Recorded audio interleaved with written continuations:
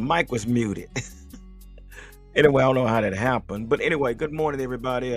Here we are, Saturday morning, uh, November 18th, 2023.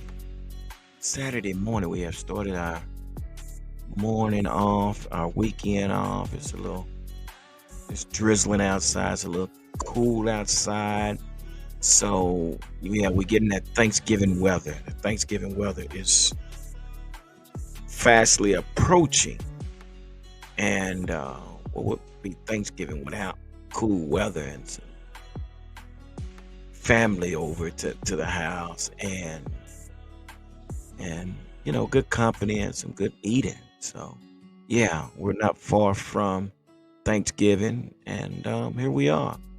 But so yeah, I just want to thank everybody for being a part of this channel, and subscribing and following this channel, because always say, without you, this is absolutely impossible. So I want to thank you for being a part of the Cowboy Huddle.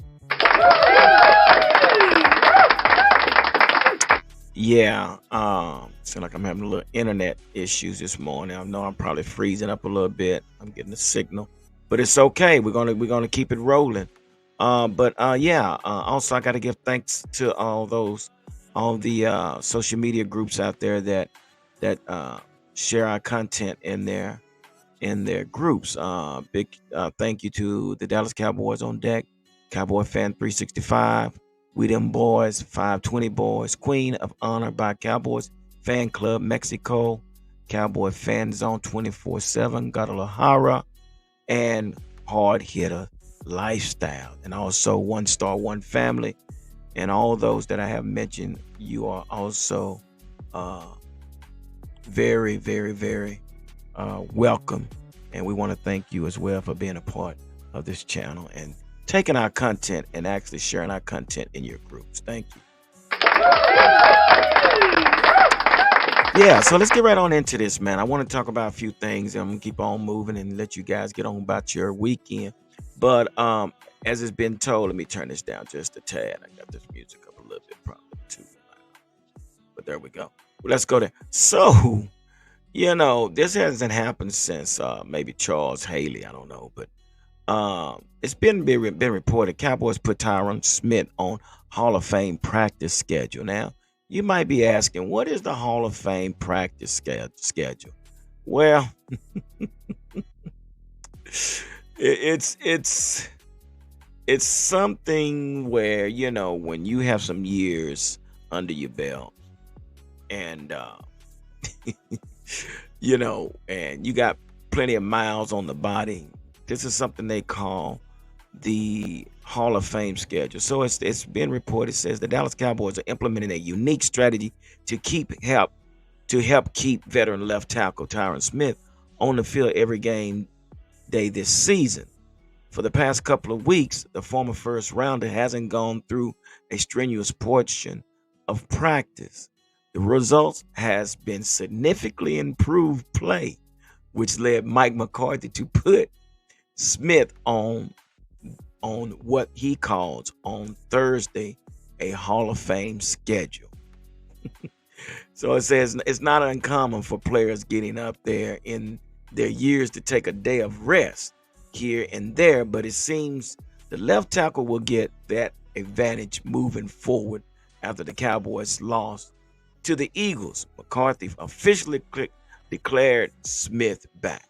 So so Tyron Smith, it seemed this last game that he played in the against the Giants, he had one of his best games, and but even before then, after the Eagles game, this is when Tyron Smith was placed on this Hall of Fame schedule, which, like again, we know Tyron Smith's been around for some time now, and the body has a lot of miles on it. So, if this what helps Tyron Smith, well, hey, let's go with it. But also, I'm gonna say this here too, knowing that we have to do this, take this type of method as far as to get a full production out of Tyron Smith. leads me to believe we should have done in the beginning what I had said before is draft an offensive tackle. But instead we got a defensive tackle. But I was just really, really, really high on us getting an offensive tackle in the first round, which I thought that would have probably been more feasible for us moving forward. But here we are. We have Tyron Smith on the Hall of Fame schedule. So hey, that's cool. But whatever it takes to keep Tyron Smith healthy, hey, let's go with it. Also, it's been reported. CD Lamb on pace to break Hall of Fame famer Michael Irvin's single season record. Yeah, that's what I said. It's a possibility. So it says what Dallas Cowboys wide receiver CD Lamb is doing in the 2023 season can be described with many different words or phrases: locked in the zone, playing on another level. Another word that is now appropriate at the halfway point of the NFL 2023 NFL season: historic. Says he has over 100 yards in each of his last 4 games, including setting and resetting his career high in receiving yards in 2 of the last 3 games. He totaled 117 yards on 7 catches in a 20-17 Week 6 win over the Los Angeles Chargers, 158 receiving yards and 2 receiving touchdowns on 12 catches against the Los Angeles Rams in a 43-20 Week 8 win, 191 yards receiving on 11 catches at the Philadelphia Eagles in a 28-23 Week 9 defeat, and 151 receiving yards and a receiving touchdown on 11 catches, as well as a 14-yard wide receiver reverse rush touchdown in the Cowboys' 49-17 Week 10 home win against the New York Giants in Week 10. Give it up.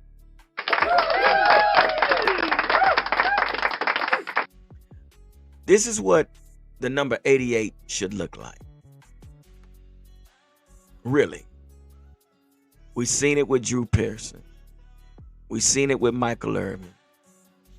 And now we need to see it with CD Lamb. So CD Lamb also said, absolutely. Lamb said post-game Sunday when asked if he is currently in a zone. I'm one of one. I'm a top receiver in this game, and there's no question about it.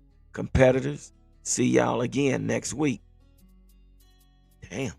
Okay, give it up for CD Lamb talking that trash. So yeah, this is, man. I mean, this is great for CD. This is what we want out of our starting receiver, our number one receiver. We want to see our number one receiver with these numbers, these type of numbers. We want to see CD Lamb in the end zone. We want to see CD Lamb produce it at a high level that he's showcasing right now.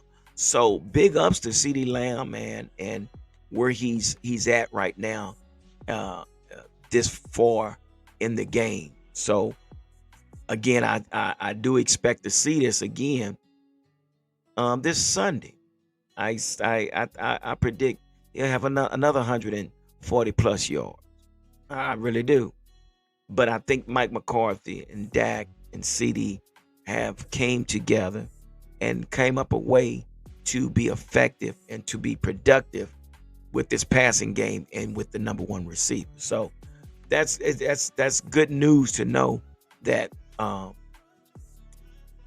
this is where CD is right now, along with Brandon Cook. Hopefully we can get Brandon Cook more involved as we did last week, along with Michael Gallup. So, it's good, something good to see. Well, let's talk a little bit about the Carolina Panthers. So this is who we're playing on Sunday at noon Central Standard Time. And so it's saying that the Panthers had high hopes on defense this year based largely on guys such as Brian Burns, J.C. Horns, and Shaq Thomas, along with new safety Von Bell coming in to lead the way. But last week against the Bears, those first three spots were filled by rookie pass rushers. DJ Johnson, a cornerback originally signed to the practice squad after the Chiefs cut him, and DiCaprio Boodle, and a journeyman linebacker, Kamu Gruger Heel, who came here to be backups. And 2 weeks ago against the Colts, it was Alex Cook, an undrafted rookie who was recently signed off the Giants practice squad, started in Bell's spot. Wow. So, man, when it rains, it pours.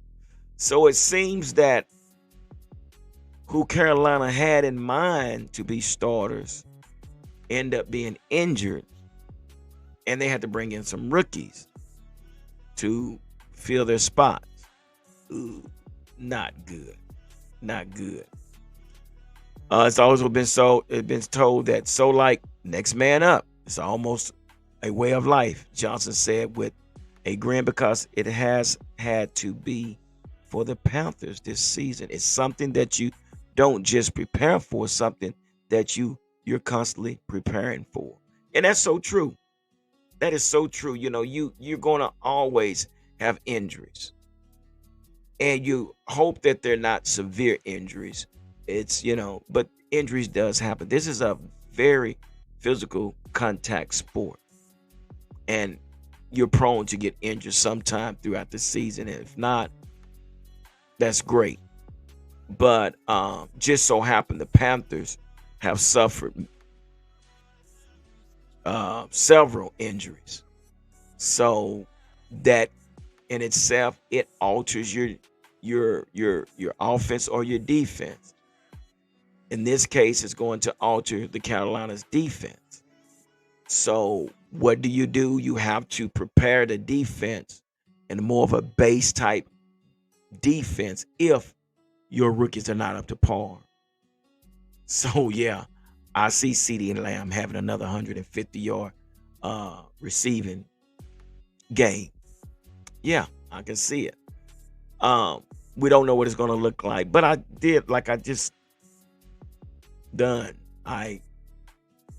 labeled this video, Cowboys must be aware of the trap. And we do know that this should be a game that they should run through and take care of. But that's what we thought with the Cardinals. Let me take you back to the Cardinals. We thought that was a shoe-in game. We thought that was a hammy over game. But the Cardinals thought otherwise. And true, we cannot have any more trap games, but we can't go into this game thinking we're just going to blow this team out the stadium. It doesn't work like that, because on any given day you can lose a game that you're supposed to win. So yeah, the Cowboys must be aware of the trap game. But with the injuries that's going on with the Carolina Panthers, it's going to probably be an uphill battle for them. So a little bit more about the Panthers and the Cowboys. So yeah, we got a little something about the Cowboys. So we know the 1-8 Panthers is to host the Dallas Cowboys, the 6-3 Cowboys. Like I say, this Sunday.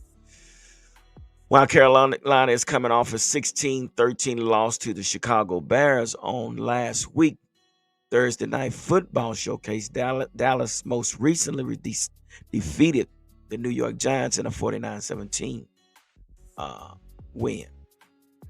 So the game is going to be played in Bank of America Stadium in Charlotte, North Carolina, 1 o'clock p.m. Eastern Time, which is Sunday. So it is also, as far as the history, Carolina and Dallas have played 13 times in the regular season. The Cowboys lead the series 10-3. The Panthers lost their last matchup with the Cowboys 36-28 in 2021. Pretty close game. Dallas lead the regular season series 5-1 when played at Bank of America Stadium. So yeah, this is just a little something, little summary of the Panthers and Cowboys, a little history uh, from the Cowboys and the Panthers in time past. So again, this game is going to take place on Sunday. Basically, what I want to see the consistency of the ball movement with Dak throwing the ball. I want to also see Brandon Cook involved involved in the offense like we saw on last week, along with Michael Gallup. I want to see the split time between Rico Dowdle and Tony Pollard in the backfield. I just want us to continue to be consistent, continue to do what we did as we did last week. Defense, I'm not really worried too much about the defense. Um, I think the defense will be okay. Um, Defense is something you can hang your hat on. I really do. I really feel that way about our defense. But I know that it's been told that this team plays complementary football, but I still need the offense to raise its game level just a little bit more to balance this team out. I need the offense to continue to do what they did last week, but not just against under 500 teams. I want to see this type of offense against 500 teams as well. I want to see the team play as it's playing now against 500 teams as well. So again, I see a victory for the Cowboys. I really do. Hopefully, like I said, we come out fast, we score fast, and hopefully by the time in the third quarter, we resting our starters again. So, but anyway, guys, I just wanted to get on here and kind of share some of the information, what was going on. We know Tyron Smith is on the Hall of Fame schedule.